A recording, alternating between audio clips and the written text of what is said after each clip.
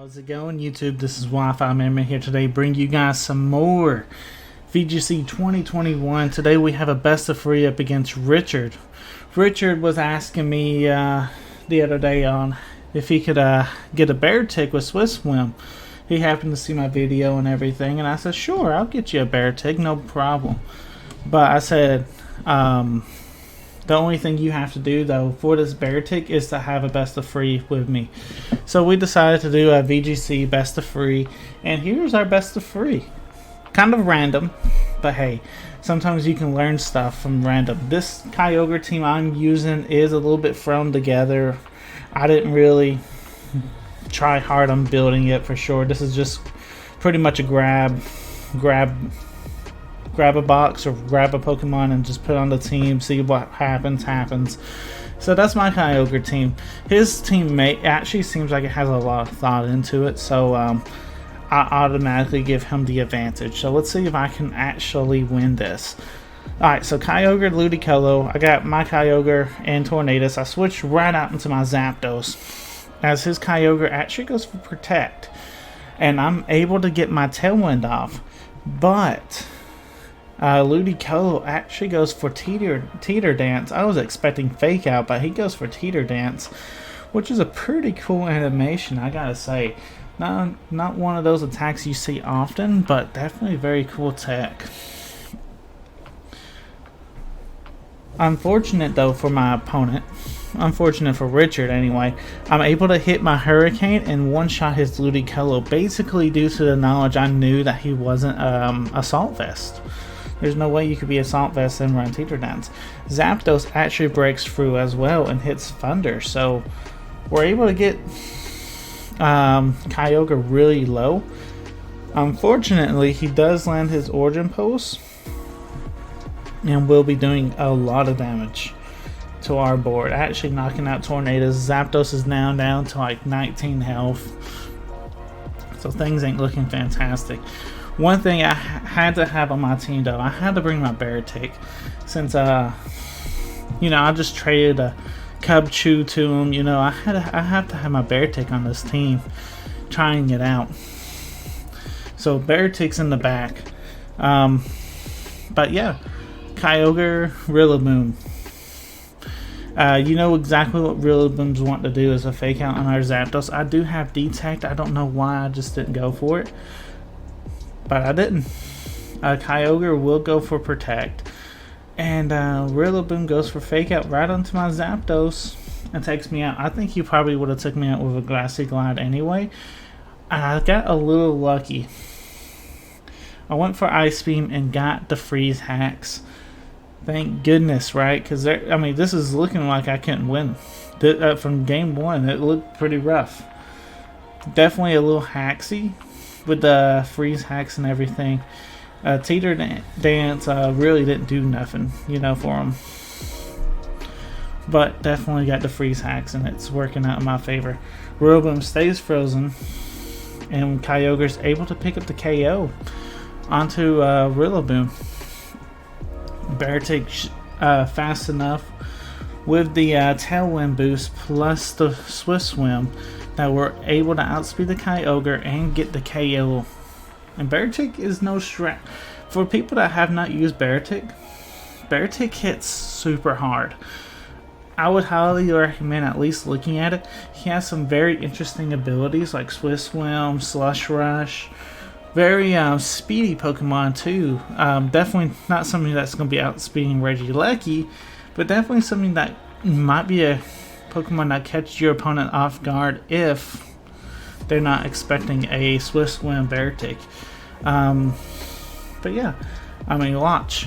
We one-shot this Regieleki, which is awesome. You gotta count that. There's rain out too, but you play with your advantage. Anyway, let's jump over to game number 2.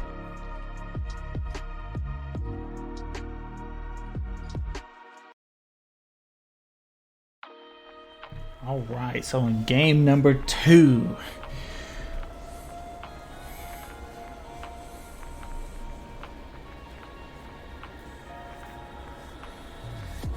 alright, so here we are. Richard decides to go ahead and leads Tarzan and Sparky, which is Rillaboom and Regieleki. As I go Tornadus and Kyogre, he definitely changed up his leads, and I think for the best, right? He needs to try and stop my potential Tailwind I can throw out, and that's exactly what he does turn 1. I wish I would have read it a little bit better, but hey, I didn't. He goes straight for a fantastic Fake Out plus Thunder, I believe, right into my Tornado slot. We'll find out. There's the Fake Out. And then, yeah, a Thunder right into my Tornadus, and I was like, man. And right here, I probably should have went Scald into the Lecky to take it out, but instead I go for Ice Beam into the Rillaboom, kind of hoping that I get the freeze hacks again. Not gonna lie, that's what I was kind of hoping for, because Rillaboom actually wrecks my team really hard, and game 1 definitely was a fluke on my part on winning, and I just need to get the 1 win. So I was like, hey, I can get a crit, I can try and freeze that Rillaboom, we might be in a halfway decent spot. The pressure's on Richard for sure for game 2, but I still need to be making some good plays, and I don't know, this one's pretty rough, guys. So I'm predicting the Grassy Glide into Kyogre. And I go into Zapdos. Zapdos does not take it the best, but it does take it. Retro Web does come out, lowers the speed, gets Zapdos down to 65, Beartic down to 81 HP. We finally go for a liquidation into the Regieleki, and we take him out. But, I mean, at what cost? We're like really slow now. We're really low on HP. Kyogre is not really a safe switch in. Even if we can bring Kyogre in, it can just get one-shotted with Grassy Glide. We're in a really tough spot. I mean, Richard has set up the board position very well with just how he led.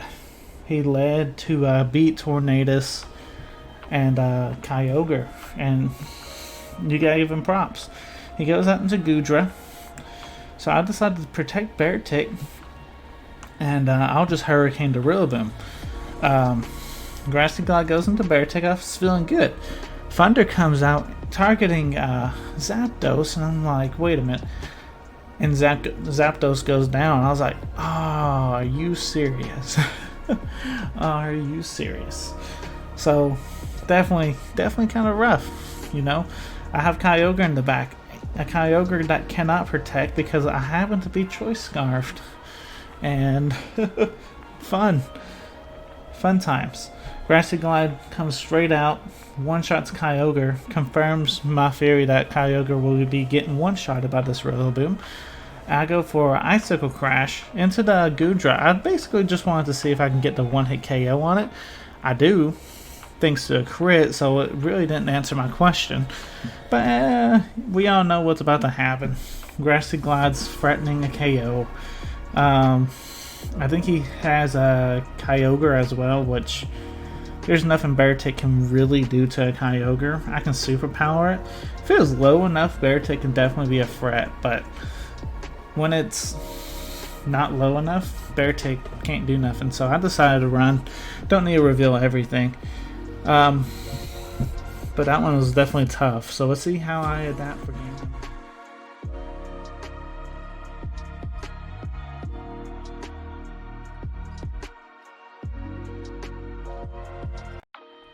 Alright, game number 3. And I'm going to go ahead and ask the question of the day. What's your thoughts on shorter content? Like content that's about 10 to 15 minutes long versus these 30-45 minute content. I feel like you can get a lot more rewatch time if you do shorter content. Let me know what your thoughts though are in the comments down below. Let's get into game number 3 and I'll kind of go over what my thought process is after this battle. Alright, Lecky Rillaboom versus Lecky Zapdos. And our opponent definitely has the MVP on the field, which is that Rillaboom. I was expecting a fake out into our Zapdos actually, but instead he goes into Lecky, and then he goes for a Electro Web. This man is making the greatest reads ever, by the way.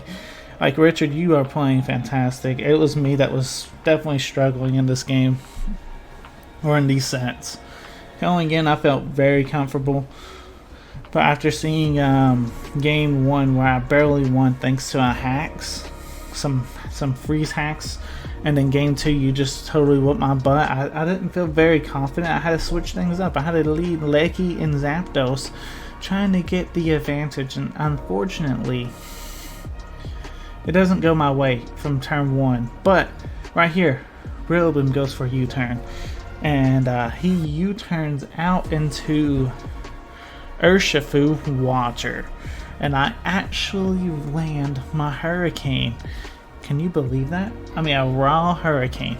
And I love this guy's nicknames. Goku. I mean, that's pretty. That's pretty rough. That's pretty cool. I believe his Ludicolo is a Florida man. You know, his Kyogre Sea King, Lecky Sparky. I mean, Rillaboom's Tarzan. I love him. I love these nicknames. They're a little corny, but I think that's the reason why you do it. Right here I was debating Kyogre or Beartic, and I was like, I know Kyogre is gonna go down really hard to Rillaboom, so I have to go into Beartic, right? Which you'd think Beartic may have the type advantage, but it's not just like that in doubles. Unfortunately, Rillaboom has Fake Out, which will stop the Beartic. Lecky goes for Ancient Power, which I thought was the craziest tech ever. Hey, it works. You know, it worked. Beartic's unable to move this turn, and Richard's getting good board control. He realized early, I think, Rillaboom's going to be a big player for him, and he realized it. And knowing that it can one-shot Kyogre, I probably would have been better off not to even bring Kyogre in this set, tell you the honest truth. If I seen Rillaboom now when I have Kyogre, I better have an answer for Rillaboom, or I'm going to have to just figure something else out, but don't bring Kyogre, right? Unfortunately, Beartic will not be able to take this Thunder, and I lose. Alright, so let's go back over to the shorter content really quick. Basically, I'm wanting to try and change things to a shorter content on this channel. Obviously, I'll occasionally do the 30-minute long video, whatever. I'm just trying to see if I can get some better watch time results. I've noticed that a lot of people don't make it to game 3 in my in some of my videos. So this is my thought process. Let me know what you're thinking in the comments down below. Like, comment, subscribe if you are new. This is Wi-Fi Merman signing out. Peace.